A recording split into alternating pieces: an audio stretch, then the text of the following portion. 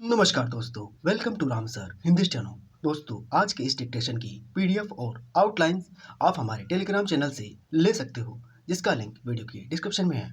तो दोस्तों, dictation start होगा 5 सेकेंड बाद। स्टार्ट। सुप्रीम कोर्ट ने दिल्ली एनसीआर में प्रदूषण की रोकथाम में सुस्ती पर फिर से नाराजगी जताई और यह कहा कि कोई काम नहीं हो रहा है। उसने अपने पहले के आदेश में कुछ संशोधन किए और पुराने वाहनों को दंडात्मक कार्यवाही से मिली छूट भी समाप्त की। उसकी ओर से दिल्ली और उसके आसपास बढ़ते प्रदूषण पर लगाम लगाने के लिए कुछ और भी निर्देश दिए गए। बावजूद इसके इसमें संदेह है कि वायु प्रदूषण पर कोई प्रभावी नियंत्रण किया जा सकेगा। इसका कारण यह है कि वायु प्रदूषण का स्तर इतना अधिक बढ़ गया है कि अब तात्कालिक उपायों से कोई बात शायद ही बने। वायु प्रदूषण से मुक्ति के लिए दीर्घकालिक उपायों पर लगातार काम करना होगा। बीते कुछ वर्षों से हो यह रहा है कि जब वायु प्रदूषण सिर उठा लेता है, तब उससे निपटने के प्रयत्न किए जाते हैं। प्रतिवर्ष सर्दियां शुरू होते ही दिल्ली और उसके आसपास के इलाकों में वायु प्रदूषण का एक कारण इस क्षेत्र की भौगोलिक स्थिति भी है, लेकिन उसका तो कुछ किया नहीं जा सकता। जो किया जा सकता है वह यह है कि प्रदूषण के सभी कारणों के निवारण पर एक साथ गंभीरता से ध्यान दिया जाए। दिल्ली और उसके आसपास प्रदूषण के बड़े कारणों में वाहनों का उत्सर्जन और सड़कों एवं निर्माण स्थलों से उड़ने वाली धूल है।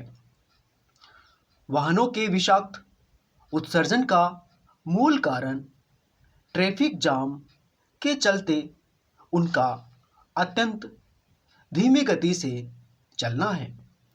न तो ट्रैफिक जाम का कोई समाधान खोजा पा रहा है, न ही सड़कों एवं निर्माण स्थलों से उड़ने वाली धूल का निदान हो पा रहा है। यह समझा जाना चाहिए कि वायु प्रदूषण केवल दिल्ली और उसके आसपास की ही नहीं समस्या है, अब यह उत्तर भारत की ही समस्या बन गया है। सच तो यह है कि ठंड के मौसम में स्वच्छ वायु अब देश के चंद हिस्सों में ही उपलब्ध होती है। इसकी वजह उन कारणों का निवारण न किया जाना है जो हवा को दूषित करते हैं। अध्ययन यह बताते हैं कि 80% प्रदूषण धूल एवं धुएं से होता है और इसमें उस धुएं की भी हिस्सेदारी है जो लकड़ी, कोयला, उपले आदि जलाने से निकलता है। समस्या यह है कि कोयला, लकड़ी और उपलों को न जलाया जाए, इसके लिए कोई उपाय नहीं किए जा पा रहे हैं। इसी तरह पत्तियों और कूड़े को जलाने का सिलसिला भी खत्म नहीं किया जा पा रहा है। हाल में दिल्ली में तंदूर में कोयला, लकड़ी के उपयोग पर तो पाबंदी लगा दी गई, लेकिन शेष भारत में तो इस दिशा में कुछ भी नहीं किया जा रहा है। यही कारण है कि देश में अनेक ग्रामीण इलाकों में भी वायु प्रदूषण की समस्या गंभीर होती जा रही है।